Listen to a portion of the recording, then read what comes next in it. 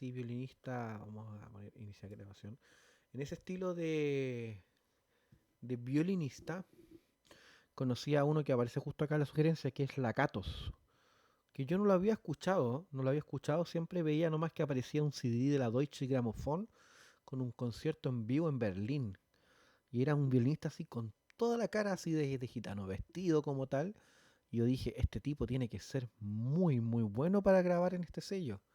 Realmente increíble. Y la verdad es que dos cosas. Una es que sí, es realmente increíble, pero otra es que después con el tiempo me he dado cuenta que no toda la gente que graba en ese sello es tan increíble. Así que era un caso especial.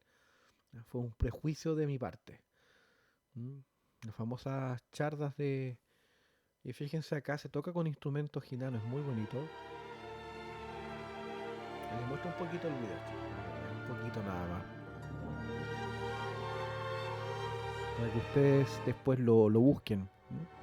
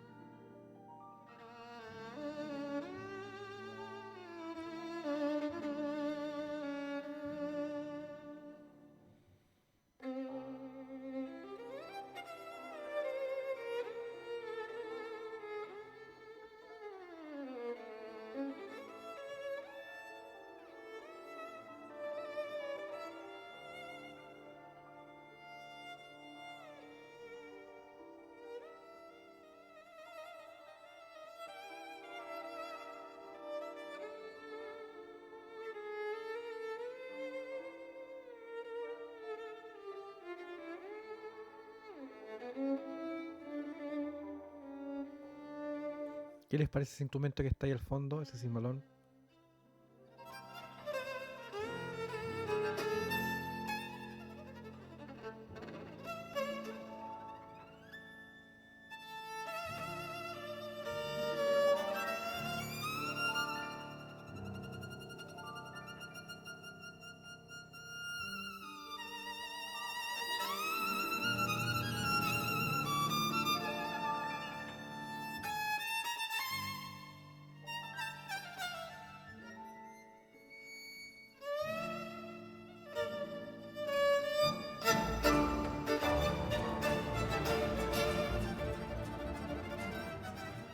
Ya, una versión muy interesante para escuchar por lo que es este violinista Tagato y por lo demás que cuenta con un conjunto, es como una especie de mezcla entre verdaderos músicos gitanos, ya, verdaderos músicos con ese estilo, con los instrumentos propios de ellos, ya, la guitarra y todo, el violinista, ¿cierto? Es tal cual, junto a una orquesta sinfónica. De hecho, el violinista que está ahí como de la humita, claro, es el concertino, es violinista de la orquesta.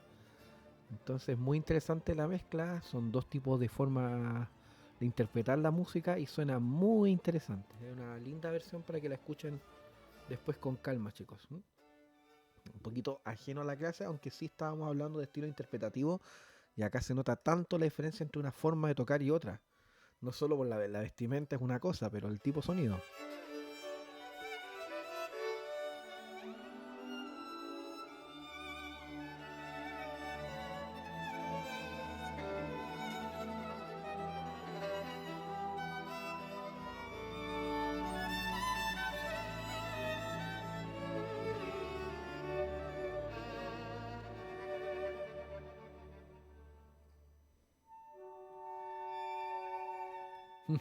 Ya, bueno, los dejo con la inquietud para que lo vean ustedes y después saquen sus propias ahí conclusiones musicales. Realmente muy muy bonito.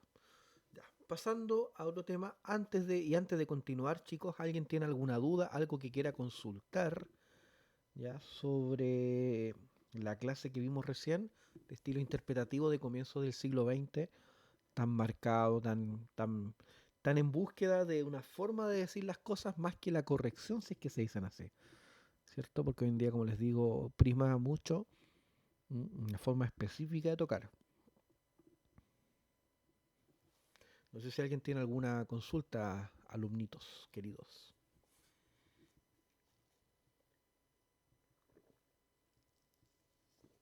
Oficialmente se me acabó el capuchino, oficialmente.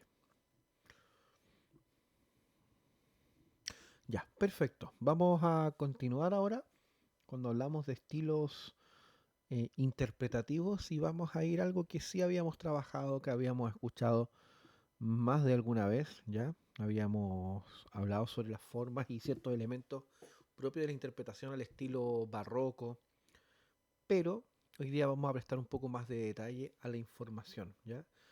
Eh, para mí, para mí es muy interesante el hecho de que podamos aproximarnos a estos grandes intérpretes que también tienen una forma distinta de hacer las cosas a cómo nos enseñan en un conservatorio.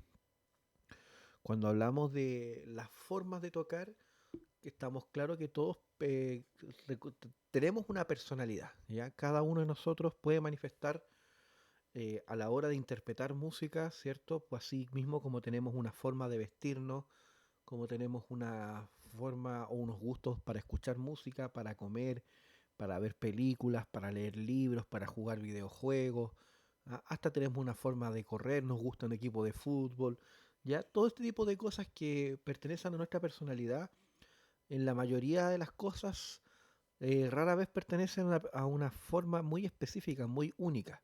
Es decir, no sé, pues yo digo, mira, yo soy un tipo, soy un profesor de casi 40 años y me gusta usar este tipo de gorros, o este tipo de colores así chillones y brillantes. Pero este sombrero en realidad lo compré en un negocio donde le venden negocios, o sea, le venden sombreros o gorros a gente que le gustan los colores brillantes, ¿ya? Y chillones. Entonces, la verdad que lo que podría ser algo muy propio de mi personalidad pertenece a una personalidad de muchos, pertenece a algo que el mercado tiene que suministrar y proveer. Por ejemplo, ya me gustan los pósters desde Bach al jazz. Ahí tengo tres pósters distintos. Uno de Bach, ¿ya? Que no se alcanza a ver en la imagen ahí, pero ahí está Don Johann. ¿Ya? Al ladito tenemos un póster de un festival de jazz y después un mapa, un esquema de una consola de Nintendo. Entonces, claro, son tres cosas distintas, pero estoy seguro y me ha pasado por las transmisiones que hago en Twitch, donde me encuentro gente que le gusta el jazz, que le gusta la música clásica, que le gustan los videojuegos. Puedo sentirme único en un grupito pequeño, pero pertenezco a una a un grupo mucho mayor de gente que tiene gustos similares, ¿ya? Y que tal vez también usan lentes, también tienen barba, también son gorditos. Hay muchas cosas comunes. Hay algo que sí puede ser muy particular y muy específico de cada uno, es la forma de interpretar. A la hora de hacer una pieza, efectivamente pueden ustedes tocar una pieza como ninguna otra persona lo ha tocado, ¿ya? Como nunca nadie hizo un fraseo. Esto esperamos y lo estamos hablando siempre en el sentido de para bien. Obviamente si uno toca muy mal, uno podría decir, oye, nadie tocó esta pieza como tú. Y cuando ustedes estén sabiendo, nadie la ha tocado tan mal como tú. ¿Ya? Nadie tocó tan desafinado, nunca nadie había tocado las charlas de Monty tan desafinado como tú. Eso claro, no sería una forma de diferenciarse de otros, por así decir, positivamente. ¿Mm? Pero lo que me interesa a mí, que ustedes entiendan, como les digo, es que cuando uno está en una escuela, una academia, en un conservatorio, con clases, se te piden ciertas características muy específicas, que toques con una afinación en particular, con una velocidad, con una corrección hacia la partitura, o tal vez si estás estudiando jazz, con una capacidad de improvisar bajo ciertas escalas, siempre se te piden cosas especiales. Y un profesor te va a medir a ti y te va a poner nota en base a si lo hiciste bien o no. Y eso está muy bien, porque en general vamos a estimar que uno tiene un profesor que tiene cierto nivel, cierta actitud para sacar el mejor partido de uno. Pero esa forma correcta de hacer las cosas, esa forma tradicional, no necesariamente es la única. Es algo que obviamente cualquiera de nosotros puede pensar dándole un poco de vueltas, pero yo recuerdo haberlo visto sintetizado de manera brillante por Luca Chiantore, que es un gran músico, además que un tremendo intelectual, un investigador musical de lujo que tuve la suerte de conocer en persona tan accidentalmente y que me tocó compartir un par de veces con él. Entonces, a través de esto que les comento, me interesa mucho que nos aproximemos a la música, nos aproximemos al violonchelo, al piano, a la guitarra, desde esa óptica, ¿ya? Desde la óptica de que podemos enfrentar una obra de Bach, de Beethoven, de Mozart, ¿m? O del mismo Vittorio Monti, podemos enfrentar esas obras de una manera distinta, a pesar de que pertenecemos a este universo de la música clásica, donde supone que la partitura está escrita de manera perfecta para tocarla tal cual como se pide. Ser original no es un valor en sí mismo. Y esto lo he hablado antes con ustedes, es mi apreciación, por supuesto. Acá estoy totalmente abierto al debate con ustedes mismos. Quizás alguno puede creer, y si lo cree así, me gustaría que lo planteara ahora en la clase, pero que la originalidad en sí es un valor. No digo que la originalidad no tenga valor, sino que no creo para mí que sea un valor definitorio por sí mismo. Es decir, mira, tú, ¿qué tal tocaste tu concierto? Fuiste original. Eso ser original no necesariamente es algo bueno o es algo valorable en sí por ser original. Tal vez bajo ciertas condiciones se celebra que alguien toque algo de manera muy única, pero eso no significa bien o bueno ante el juicio de quien está mirando. Entonces a eso me refiero. Por lo tanto, escuchar una obra, por ejemplo, como les digo, de Bach o de Beethoven, interpretada como se tocaba el piano o el violín o el violonchelo a comienzos del siglo XX, o escuchar interpretaciones ahora actuales que se usan con instrumentos de la época, que tratan de hacer una interpretación más o menos fiel según lo que se entiende de la época, son una forma de aproximarse nomás. Y como nosotros estudiamos bajo la consigna de lo que un profesor nos enseña, lo que nos dice que está bien o no está bien, escuchar otras formas nos abre mucho la cabeza. Y yo encuentro que es fundamental que todos lo hagamos. Ustedes, por supuesto, yo lo hago también. Podemos tener un ejemplo variado de estas cosas, pero ahora nos vamos a ir un poquito a esos ejemplos donde tocar música antigua tiene que ver con los instrumentos de la época antigua. ¿Alguien tiene algún comentario, chicos, por ahí?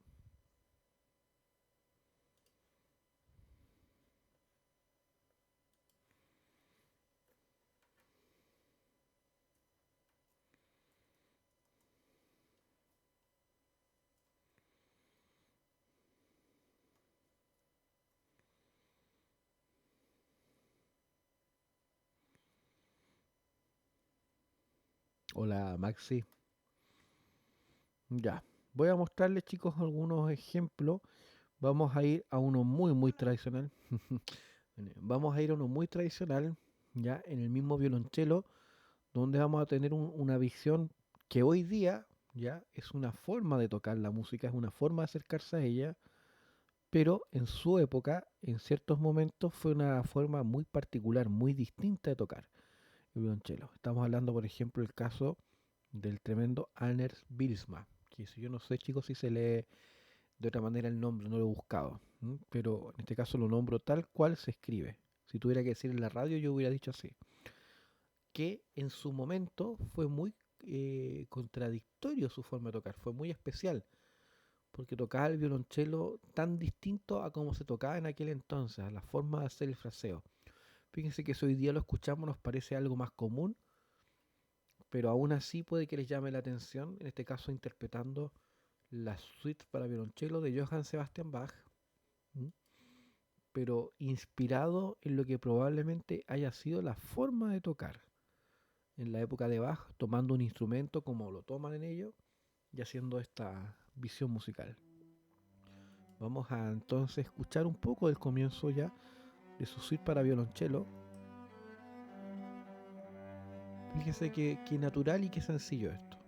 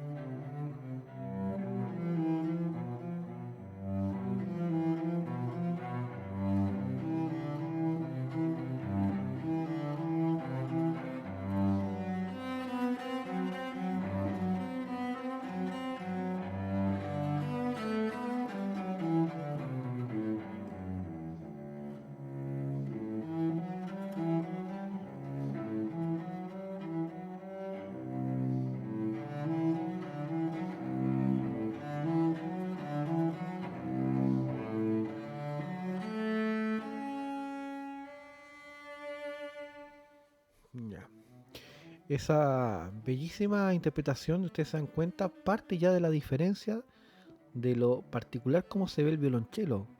O fíjense la velocidad a la que toma el inicio de la obra y a la velocidad que toma esta sección, ¿ya? Como pareciera ser una versión más lenta. Vamos a después a reparar, por supuesto, en la forma de tocar el violonchelo. Fíjense cómo el violonchelo no tiene puntal, ¿ya? Y toma el instrumento entre las piernas. Lo aprieta con las piernas, ¿ya? Algo que llama la atención inmediatamente cuando uno ha visto hartos violonchelistas. Y lo siguiente, esa velocidad tranquila para frasear la primera parte y esta segunda como adquiere cierta velocidad, cierta fuerza. Fíjense el tempo que lleva ahora y cómo cambia esta segunda parte.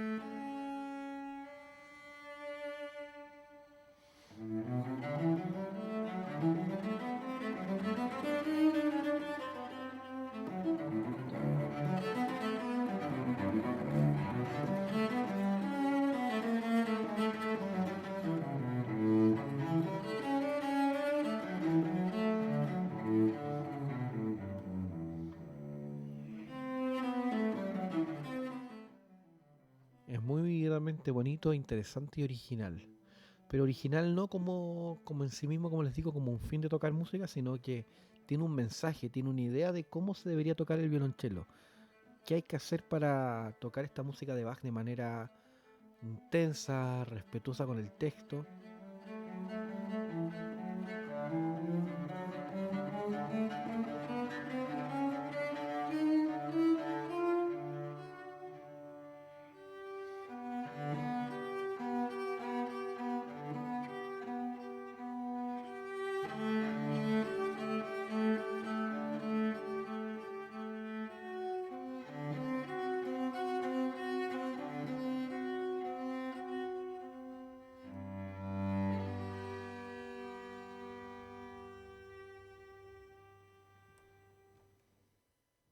Muy bonito. ¿Habían escuchado a este chelista? Yo alguna vez les mostré, pero ¿habían escuchado ustedes un poco sobre él? En el Bismarck, figura importantísima en el redescubrimiento de esta forma de tocar la suite de chelo de Bach. ¿Alguien de ustedes, chicos, lo había escuchado?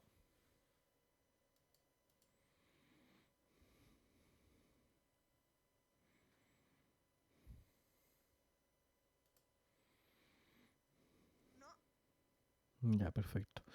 Yo les recomiendo, ya, de manera encarecida, que vean un documental de él sobre todos los chelistas deberían verlo, pero así de manera obligada. Pero si no, luego cualquier instrumentista de ustedes que toca cuerdas frotadas, violín, viola, un fantástico, fantástico realmente documental donde se hacen clases magistrales, ya, a cargo de Vilma. Yo tenía este video en VHS grabado de la grabación, de una grabación, si no me equivoco, que es el donde va en bicicleta. Creo que es el mismo, que se va en bicicleta al trabajo. Sí, este es.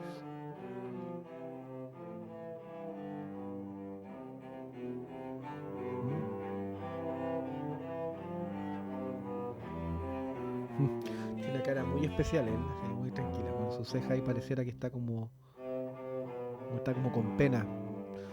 Y hace una clase magistral a distintos chelistas de distinto nivel, ¿ya? Y le enseña esta visión de interpretación que tiene él para cada instrumento. Va dando alguna filosofía.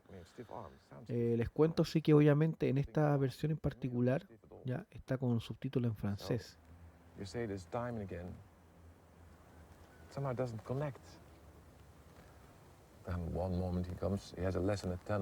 Está en inglés el audio, pero realmente es muy bonito. Y como les digo, muy interesante la visión, cuando ustedes pueden ver a un músico enseñar un instrumento, más allá de que dominen el lenguaje, ¿ya? Se aprende muchas cosas, porque el ejemplo acá, cuando es tan buen músico, enseña a cómo tocar.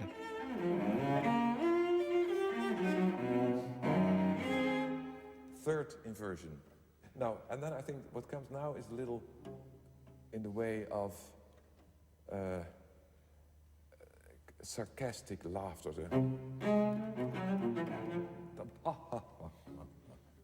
Yo siento lo mismo con la música de Shostakovich, que siempre hay una idea así como sarcástica, como de risa, de burla. Es muy sorprendente. Fíjense acá, por ejemplo, tocan mire qué lindo ese violonchelo barroco.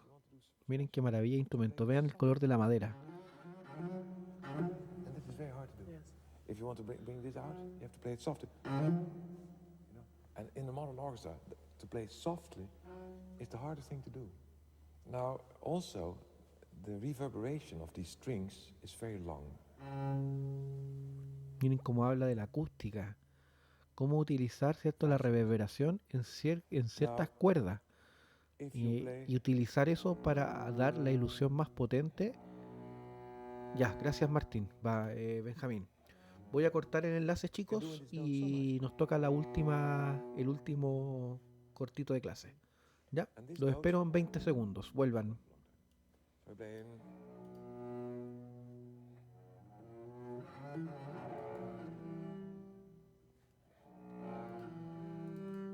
You can make many detailed changes of sound. Also, a note that is more edgy. See? You can do it on a modern cello too, but you have to go to extreme length, and here it's there for the taking. Would you like to play that introduction?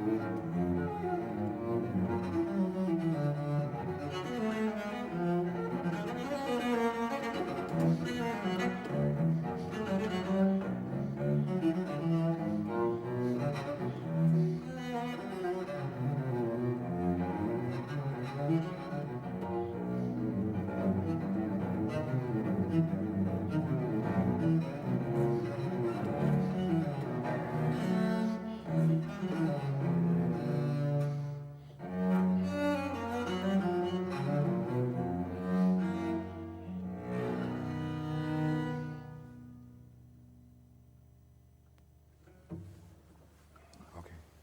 This prelude, you know, is a French overture. So, Sin palabras. Wow. ¿Saben que yo creo que esta grabación yo no la escucho, no la escuchaba, de hecho no esperaba, no me recordaba. Yo creo que esta grabación fácilmente no la escucho, chicos, hace unos 15, 20 años. Debe ser 20 años que yo tenía este VHS, como les digo, la copia de la copia de la copia del VHS. Y incluso creo que se lo regalé a mi tía Orieta, que es violonchelista. Y no me acordaba esto así como que él tocaba el preludio completo. Quizás no lo escuché tan atento, pero es impresionante lo que hace. Es realmente increíble lo que hace con el violonchelo. La manera en que la toca. Y como digo, nuevamente voy a tomar en detalle lo que les comentaba con las interpretaciones en el primer bloque del primer año. Cuando les decía que las interpretaciones con otras ópticas, con otras visiones, toman en cuenta valores que a veces dejamos de lado. O sea, acá ahora se pone mucho detalle en la precisión técnica, en la precisión de la afinación, que son cosas fundamentales. O sea, yo no digo que haya que desconocerla o desquitarse de ella, sino que simplemente también se ponen alrededor, al lado de otras, ¿ya?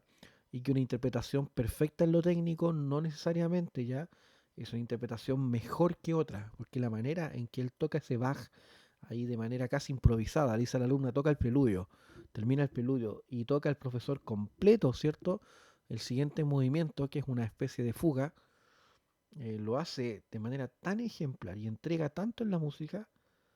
Yo hace rato creo que con ustedes no escuchaba un ejemplo y lo dejaba completo, porque realmente no, creo que cualquier cosa que yo pudiera agregar sería un poquito redundante. Realmente lo que tocó ahí con el alumno o con la alumna fue magistral. Es es una maravilla. No sé si alguien tiene algún comentario o alguna idea que pueda dejar por escrito, alguna pregunta sobre lo que escuchamos o no sé, lo que ustedes quieran decir. ¿Alguien tiene algo que comentar? Lo puede decir, por supuesto, antes de que pasemos al siguiente ejemplo. ¿Mm? Por favor, vean ese video, vean en internet, chicos. Como dice un músico, tiene 50 minutitos en tiene 50 minutitos para tocar o para ver un documental y para aprender un poco. Deberían hacerlo, ¿ya? Porque realmente vale la pena escuchar un músico como este. Yo sé que para algunos va a va a estar la limitación del idioma. ¿M? Está claro que no todos entienden inglés o el francés, ¿ya? Son cosas como muy difíciles, pero la gran ventaja de lo que estamos haciendo ahora, de lo que se está aprendiendo ahí, es que están aprendiendo de un músico ejemplar, ¿ya? Un músico maravilloso. De hecho, al principio ahí, cuando les contaba y escuchaban como un violín un poquito desafinado, un violonchelo desafinado, estaba estudiando él con un niño, ¿ya? Con un niño, no sé, de 8 años, y maravillosamente bien. Ya, para que lo tengan ahí presente. Vamos a ir, ya que no hay preguntas, a otra interpretación pensando en esto del estilo barroco, por así decir, ¿ya? Eh, y cómo una apreciación musical con otros contextos, tomando en cuenta otras cosas, nos permite ver la música de manera distinta. ¿M? Dijimos que nos íbamos a dedicar directamente a lo que es el barroco.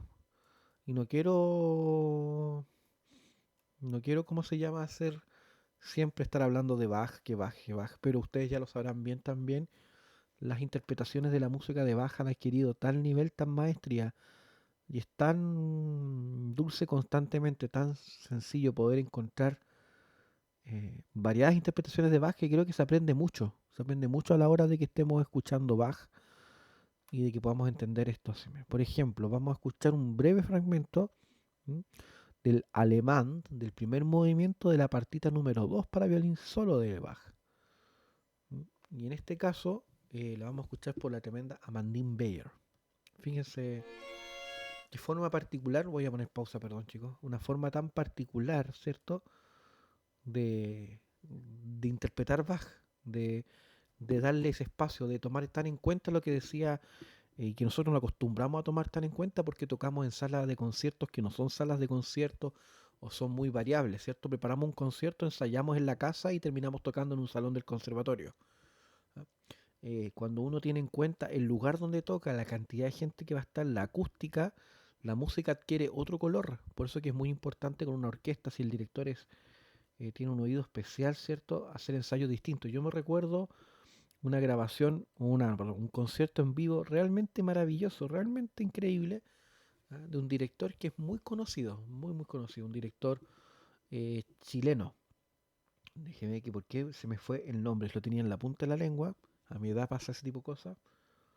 El director chileno ahora, a ver, Jay, si usted que eso está tan al tanto siempre de la música, o alguno de usted, está este director chileno tan conocido ahora que sale en cápsulas de televisión y todo, ¿ah? Que está tocando, que está en la Sinfónica, en la Filarmonía está, no, ¿dónde está?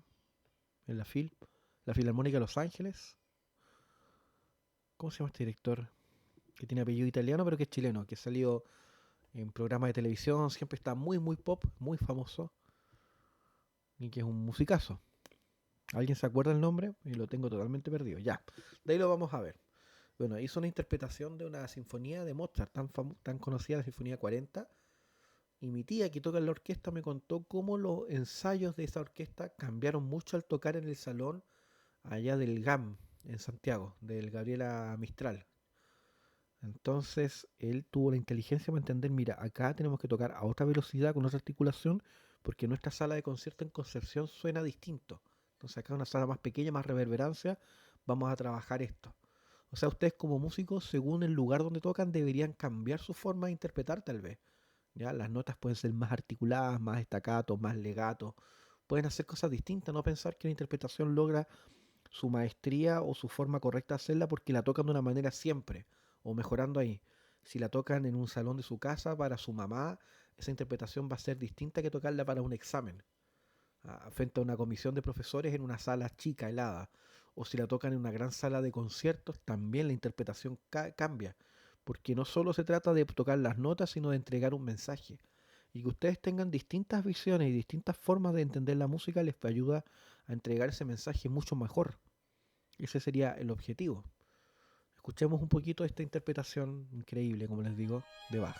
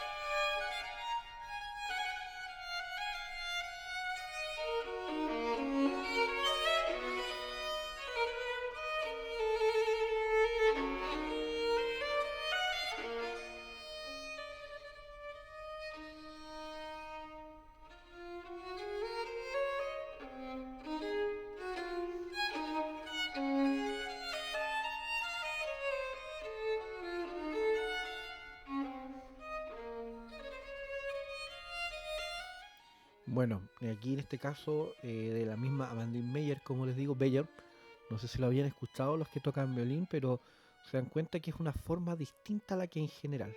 Muy bien, yo me acordé también ahora en la pausa, pero se voy a decir, muy bien, Martín, Paolo Bartolomeoli, exactamente, la Meoli.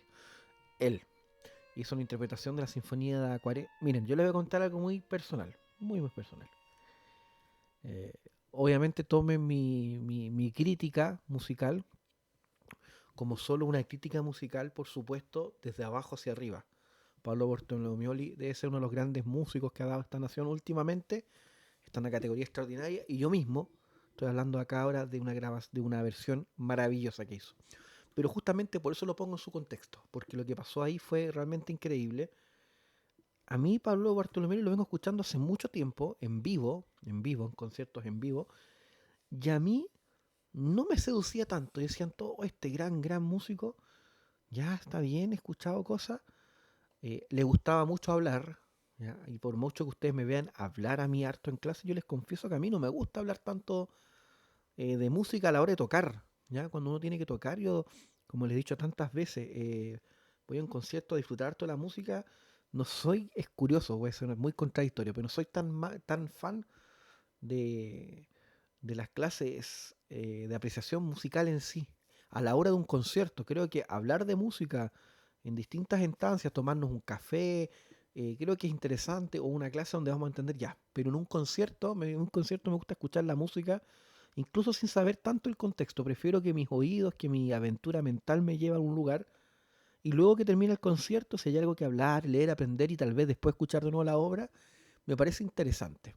Lo digo porque en contradicción de mucha gente que cree que es fundamental que alguien tenga el contexto para hacer algo. Que la música clásica no se disfruta si no se sabe cuál es el mensaje de fondo. Es una visión, como les digo, yo hago una crítica a ello desde adentro.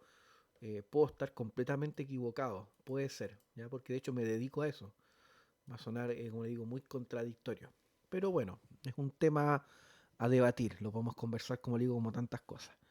Entonces, cada vez que escuchaba a Bartolomeoli, lo escuchaba hablar ciertas cosas maravillosas de la música, maravillosas, ya su enfoque, su lucidez, un tipo muy inteligente, un gran talento, pero después cuando escuchaba la obra, cuando escuchaba sus interpretaciones, me faltaba ese mundo maravilloso que él había expresado.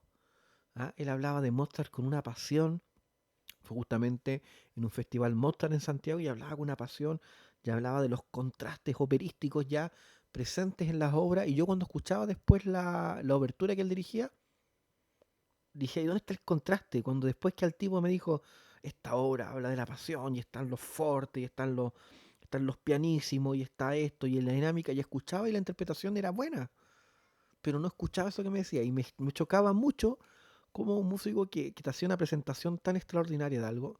Insisto, es como comer un plato no sé, a ustedes les gustan las papas fritas, o a algunos ya, imagínense, ya les gusta papas fritas, y yo los llevo a comer papas fritas, pero antes de que las coman les digo, chicos, van a comer las mejores papas fritas que han comido en su vida. Porque estas papas fritas son una papa que sacamos directamente en Chiloé, ¿ah? De una única plantación. Y esa plantación tenemos un sistema matemático donde de cada papas sacamos solo una, la más grande. Y esas las dejamos reposar en un tipo de agua alcalina, ¿ah? Que está con el pH distinto, ¿no?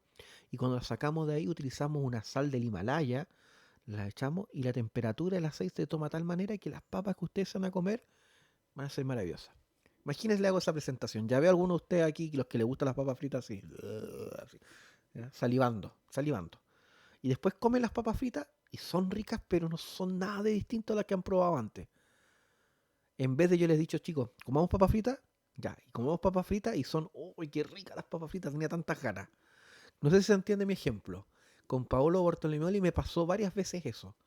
Hablaba maravillosamente de la música, la presentaba increíblemente y a la hora de escuchar echaba de menos esa invitación fantástica que él sabía hacer con tanta lucidez. Insisto, estoy hablando de uno de los grandes directores probablemente en estos momentos jóvenes, de los grandes talentos, mirándolo así desde abajo. Es una crítica que espero que la tomen ustedes a placer. Si yo pudiera seguir hablando con Bartolomeoli como lo topé en tantos conciertos, lo haría mil veces, y si pudiera aprender todo lo que se puede aprender de él, lo haría. Pero a propósito de eso, lo escuché interpretar esta Sinfonía 40 de Mozart que la hemos escuchado tantas veces. Tirarán, tirarán, tirarán, tirarán, tirarán, tirarán. Ya.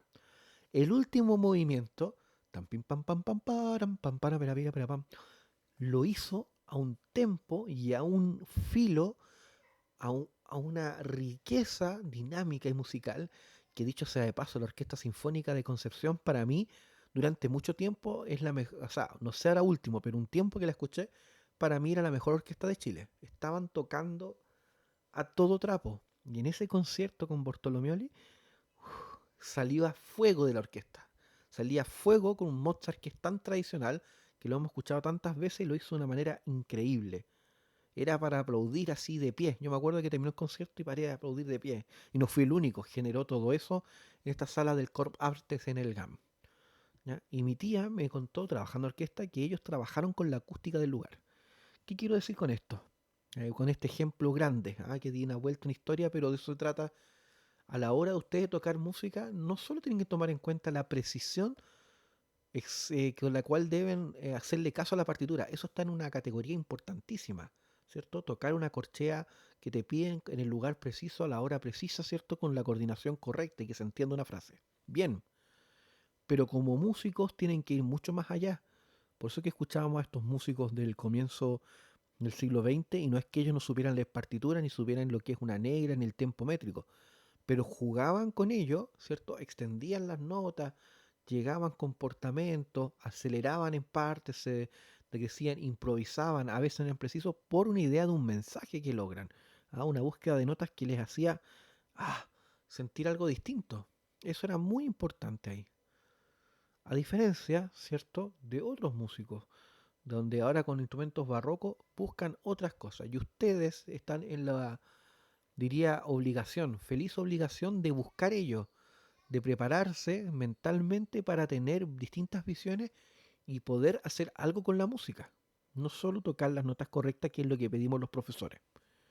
Entonces, para finalizar nuestra clase de ahora, chicos, mientras si alguno tiene alguna pregunta, algún comentario, lo puede hacer. No hay ni que decirlo, ¿cierto? Vamos a escuchar, por ejemplo, miren, yo les quería mostrar solo en clavecín, pero acá tenemos a la misma Andy Meyer tocando ya junto a Pierre Hantay, que es uno de mis clavecinistas también favoritos, ¿ya? Realmente un músico de lujo para que tengamos una idea más amplia de cómo una interpretación con cierta inteligencia especial, con ciertos toques sonoros que toman en cuenta, como digo, la acústica, el instrumento, suenan tan distintas, porque son dos músicos, como les digo, muy, muy brillantes, ¿ya?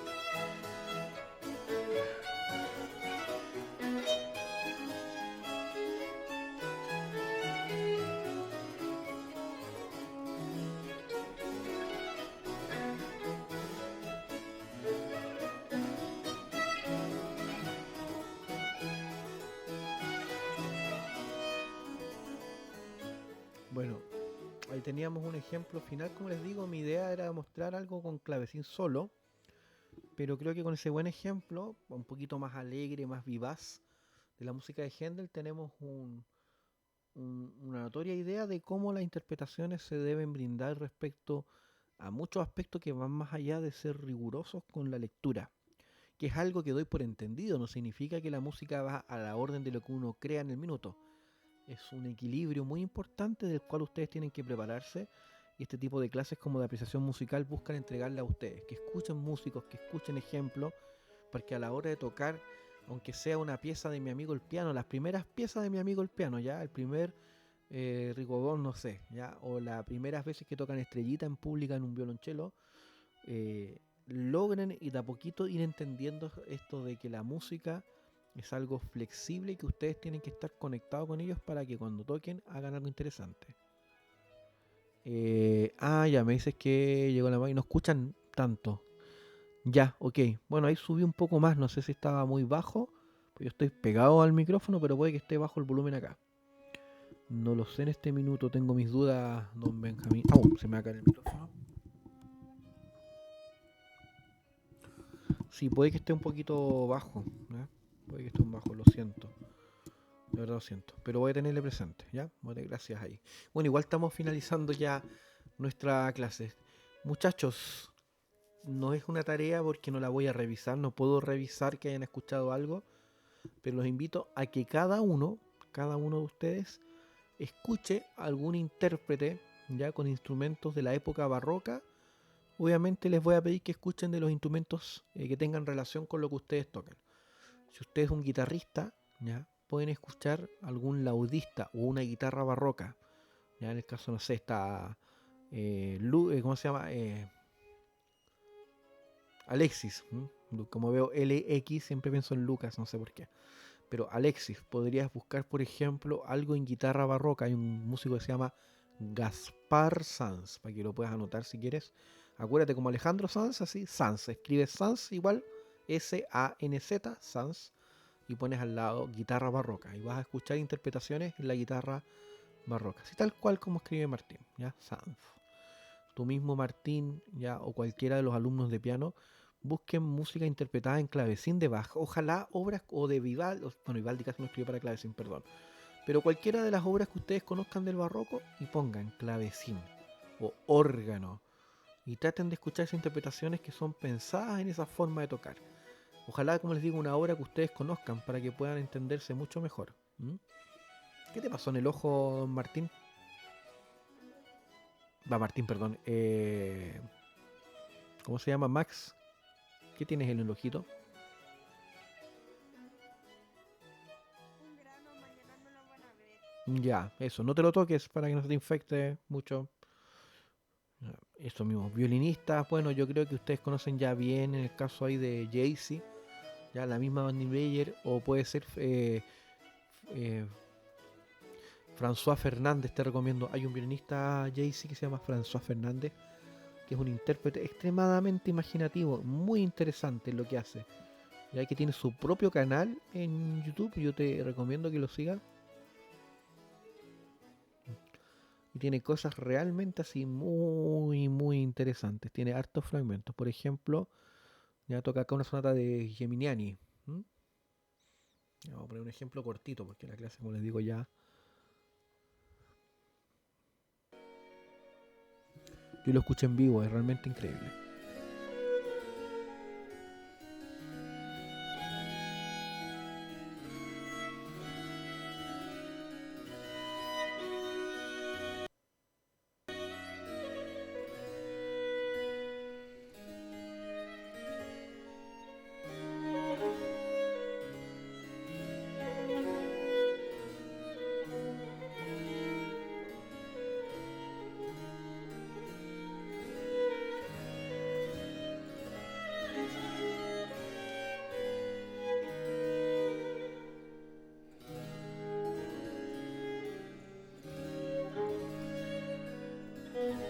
Bajé el otro volumen. Ahí tienes, Jaycee, ese canal que le digo, François Fernández, se escribe Francois Fernández. Y te viste que hasta la forma de tocar, hasta la forma de usar el violín, sin cierto, sin aquí ¿cómo se llama esta parte? La mentonera.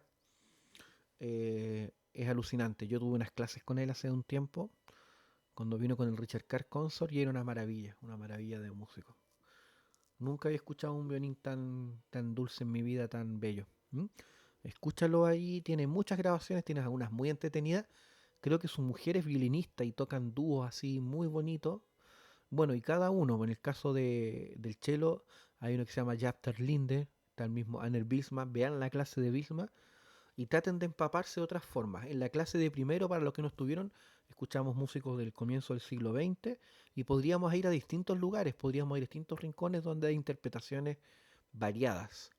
Lo importante es que recreen su mente y tengan herramientas para que comiencen a contar historias con sus instrumentos. Aunque sea un estudio de la escala do mayor, algo pueden hacer, porque como les digo, por muy buenos profesores que tengan cada uno, y estoy seguro que los tienen en el conservatorio, siempre a los profesores se nos escapan otras visiones y otras formas de hacer música. Y tomamos en cuenta ponerles una nota positiva o negativa en base a que hagan las cosas de cierta manera, que es lo que se le pide al alumno. Pero hay más cosas que decir y ustedes pueden aprender de ellas. Tal vez a la hora del examen no tomes el violín como François Fernández, porque la profesora te va a decir, ¿qué estáis haciendo? No sé, estoy inventando, quizás le dice, oye, interesante.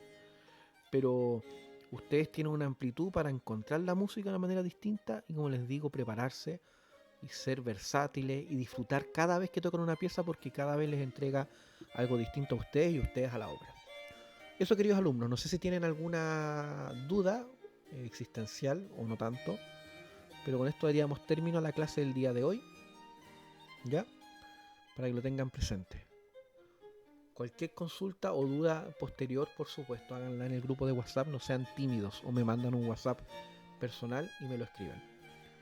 Ya, les mando un tremendo abracillo a todos. Espero que tengan un lindo martes, ya. Pónganle empeño a la vida, toquen, partan a tocar, aunque sean, toquen 3 minutitos antes de que los manden a acostarse o a tomar once. Agarren su instrumento y a ver qué les sale ahora después de haber escuchado a estos grandes músicos. Un abrazo, queridísimos alumnos. Nos vemos. Que estén muy bien.